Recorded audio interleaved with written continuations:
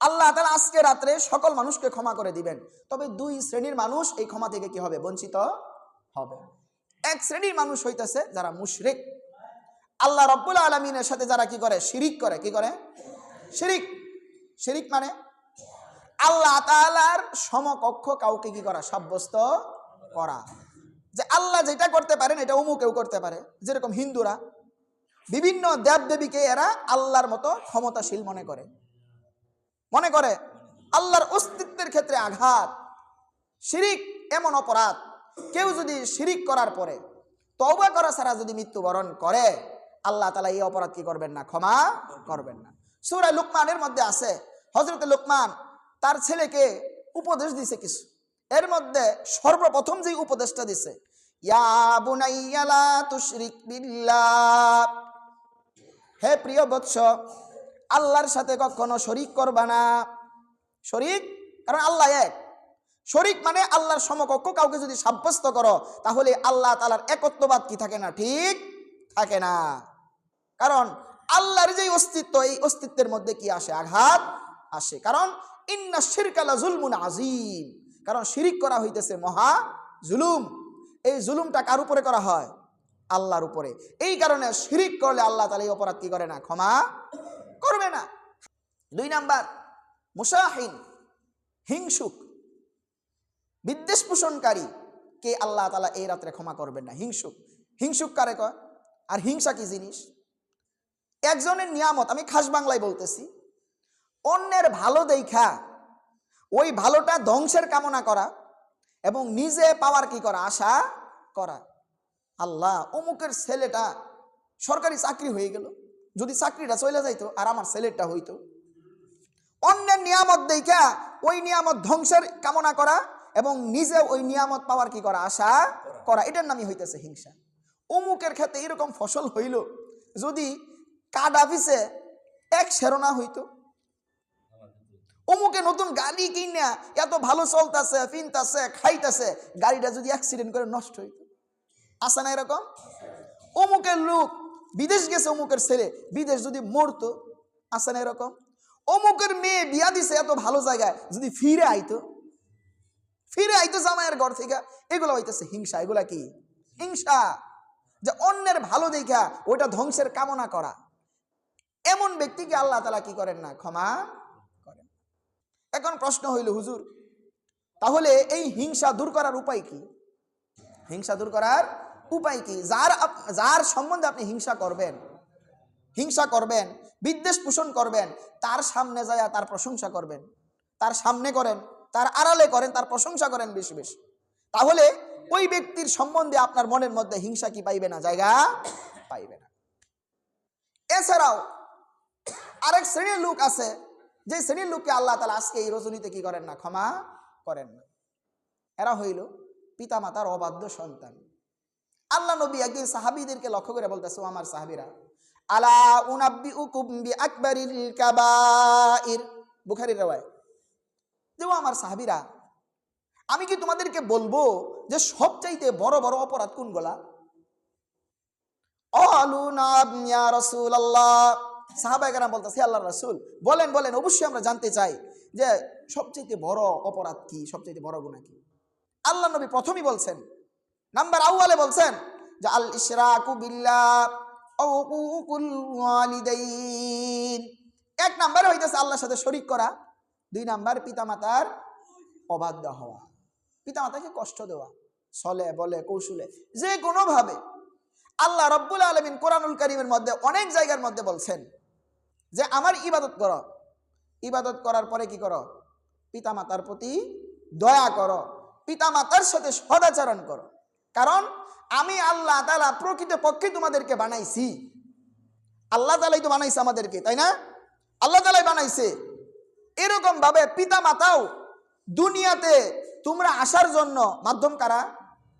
পিতামাতা। আমি প্রকৃতপক্ষে বানানিওয়ালা, কিন্তু রূপক ভাবে দুনিয়াতে তোমাদেরকে বানাইছে তোমাদের পিতামাতা। আমিও যেরকম ভাবে প্রকৃত স্রষ্টা আল্লাহ তাআলা, এরকম ভাবে তোমাদের পিতামাতাও রূপক ভাবে কি স্রষ্টার মতো। কারণ বানানিওয়ালা আল্লাহ তাআলা পিতামাতার মাধ্যমেই কি করছেন? সন্তানদেরকে দুনিয়াতে আনছেন। এই জন্য ওয়াবুদুল্লাহ ওয়ালা তুশরিকু বিহি শাইআ ওয়া বিল ওয়ালিদাইনি ইহসানা, তোমরা আল্লাহর ইবাদত করো, আল্লাহ তাআলার সাথে কাউকে শরীক করো না, এবং পিতামাতার সাথে কি করো, ভালো আচরণ। অন্য আয়াতের মধ্যে বলছে ওয়াকাদা রাব্বুকা আল্লা তা'বুদু ইল্লা ইয়্যা ওয়া বিল ওয়ালিদাইনি ইহসানা। আল্লাহ তাআলা আদেশ, চূড়ান্ত ফয়সালা যে এটা লা তা'বুদু ইল্লা ইয়্যা, যে আল্লাহ তাআলা ছাড়া অন্য কারো কি করা যাবে না, ইবাদত করা যাবে। ওয়া বিল ওয়ালিদাইনি ইহসানা, আল্লাহর ইবাদত করার পরেই মানুষের সবচেয়ে বড় যে দায়িত্ব, যদি পিতামাতা থাকে তাহলে পিতামাতার সাথে কি করা, ভালো আচরণ করা, তাদের হক আদায় করা। দেখছেন, আল্লাহ তাআলার সাথে, আল্লাহ তাআলার ইবাদতের সাথে পিতামাতার কথা কি করছে, উল্লেখ করছে। তাহলে যে সকল সন্তানেরা পিতামাতার অবাধ্য হবে, তাদেরকে কষ্ট দেবে, এই সকল সন্তানকেও আল্লাহ তাআলা এই পবিত্র বরকতের রাত্রে কি করবেন না, ক্ষমা করবেন না। 3 নাম্বার কাতিলুন নফস। 3 নাম্বার কি, কাতিলুন। 4 নাম্বার এটা, 4 নাম্বার কাতিলুন নফস, যারা কোনো মানুষকে অন্যায়ভাবে হত্যা করে। আছে না এরকম? অন্যায়ভাবে আপনার ক্ষমতা আছে, যেভাবেই হোক কোনো মুসলমানকে আপনি কোনো মানুষকে হত্যা করছেন, এই হত্যাকারীকে আল্লাহ তাআলা কি করবেন না, ক্ষমা করবেন না। হাদিসের মধ্যে আছে যে এই দুনিয়ার চাইতে, দুনিয়ার মধ্যে যা কিছু আছে এই সব কিছুর চাইতে একটা মানুষের প্রাণ আল্লাহ তাআলার কাছে দামি। এমনকি বাইতুল্লাহর চাইতেও দামি। বাইতুল্লাহ কে বানাইছে? আল্লাহ বানাইছে। আল্লাহর অর্ডারে কাজ হয়েছে, বানাইছে কারা? ফেরেশতারা। ফেরেশতারা বানাইছে, তাই না? ফেরেশতারা বানাইছে। আর মানুষকে কে বানাইছে? আল্লাহ বানাইছে। কে বানাইছে? আল্লাহ বানাইছে। এই কারণে মানুষের দাম আল্লাহ পাকের কাছে একটা মানুষের দাম বাইতুল্লাহর চাইতেও বেশি। এই কারণে হাদিসের মধ্যে আছে যে একটা মানুষকে হত্যা করা সমস্ত দুনিয়াকে হত্যা করার মতোই। এমনকি হাদিসের মধ্যে আছে ওয়াকিতালুহু কুফর, মানুষকে হত্যা করাটা কুফুরির মতোই। কুফুরি করলে মানুষের যেরকম ভাবে ঈমান থাকে না, ভয়াবহ অপরাধ, এরকম ভাবে কোনো মানুষকে অন্যায়ভাবে হত্যা করা এটাও ভয়াবহ অপরাধ, অমার্জনীয়। এই হত্যাকারী দোয়াও আল্লাহ তাআলা তওবা করার আগ পর্যন্ত, যদি এই আজকে রাত্রে আসার আগ পর্যন্ত যদি তওবা না করে, তাহলে এই রাত্রে আল্লাহ তাআলা তাকে কি করবেন না, ক্ষমা করবেন না। 5 নাম্বার মুদমিনুল খামার, যারা নেশা করে, নেশা কি করে, মদ পান করে। মদ পান করলে মানুষের বিবেক কি হয়ে যায়, লুপ হয়ে যায়। মানুষের সুস্থ বিবেক থাকে? মদ পান করলে, নেশা করলে মানুষের জ্ঞান থাকে? জ্ঞান থাকে না, জ্ঞান হারায় যায়। এই যে জ্ঞান, সুস্থ বিবেক থাকা, এটা আল্লাহ তাআলা অনেক বড় নিয়ামত না? একটা পাগল, তার কি কোনো দাম আছে সমাজে? হাজার হাজার কোটি টাকার মালিক একটা পাগলে যত দামি কথাই বলুক, একটা কৃষক একটা কামলাই দাম দিব, যত দামি কথাই বলুক, পাগল পাগলই। কেন? তার কি নাই, আকল নাই। এই যে আকলটা এত বড় নিয়ামত, নেশা করার কারণে এই আকলটা কি হয়ে যায়, সাময়িকভাবে লুপ হয়ে যায়, বিলীন হয়ে যায়।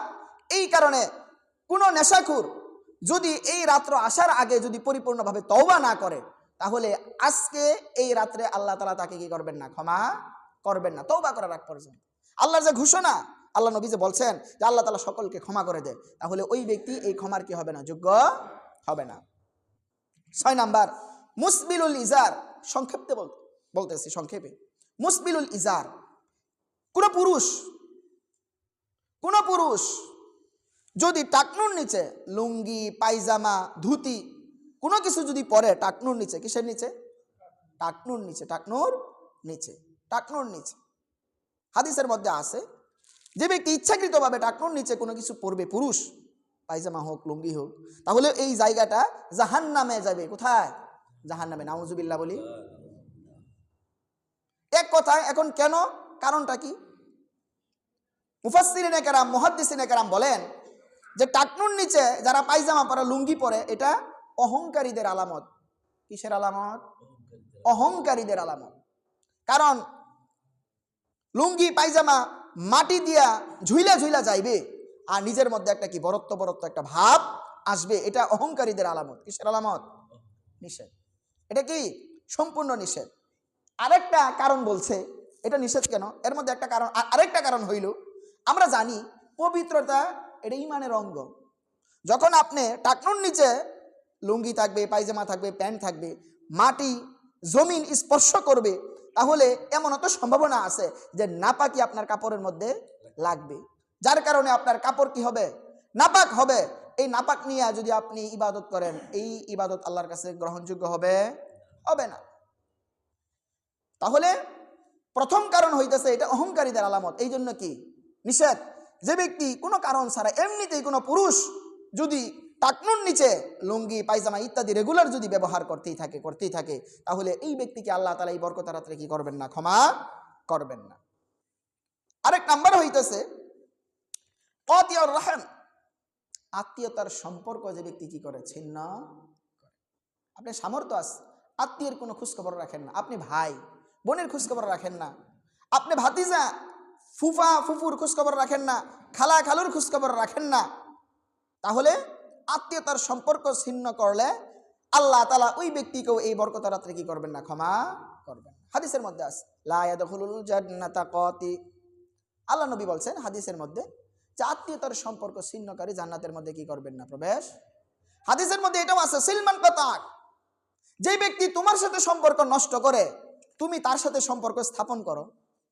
কেউ তোমার খোঁজ খবর নেয় না, 2 মাসে একদিনও ফোন দেয় না, বছরে একদিনও ফোন দেয় না, তুমি ফোন দিয়ে তার খোঁজ খবর নাও। কেউ 5 বছরে তোমার বাড়িতে আসে না, তুমি যথাসম্ভব তার বাড়িতে বেড়াইতে যাও। সিলমান কাতাক, সম্পর্ক তোমার সাথে যে নষ্ট করে তুমি তার সাথে সম্পর্ক করার কি করো, চেষ্টা করো। এটাই তো মুসলমানের ধর্ম, তাই না? ইসলাম তো এটাই।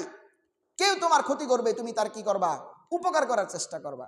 কেউ তোমার সাথে সম্পর্ক নষ্ট করবে, তুমি হালালভাবে তার সাথে সম্পর্ক বজায় রাখার কি করবা, চেষ্টা করবা। তাহলে আত্মীয়তার সম্পর্ক ছিন্ন করলেও আল্লাহ তাআলা ওই ব্যক্তিকে এই বরকত রাত্রে কি করবেন না, ক্ষমা করবেন না। আরেকটা হইতেছে সর্বশেষ আত্মহত্যা করা। কেউ যদি আত্মহত্যা করে, সুসাইড করে, আত্মহত্যা করে না, ফাঁস লটকে মরে, বিষ খেয়ে মরে, তাহলে ওই ব্যক্তিকেও আল্লাহ তাআলা কি করবেন না, ক্ষমা করবেন না। তাহলে বলতেছিলাম যে এই যে গুনাহ মাপের রাত, আজকে আল্লাহ তাআলার ঘোষণা যে সকল মানুষকে আল্লাহ তাআলা ক্ষমা করবেন, 2 শ্রেণীর মানুষ ছাড়া। প্রাসঙ্গিকভাবে আরো কয়েকজনের কথা বললাম।